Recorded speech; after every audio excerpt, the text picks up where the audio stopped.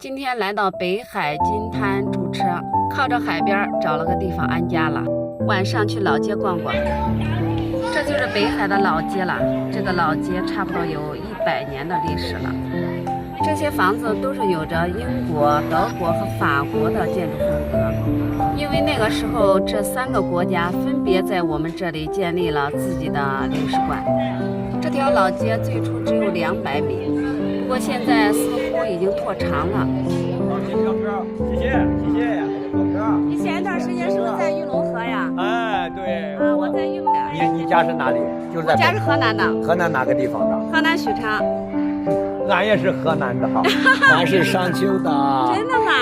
真的，他假不了啊。哎，假的，他什么时候能真得了呢？啊，哎，老乡见老乡。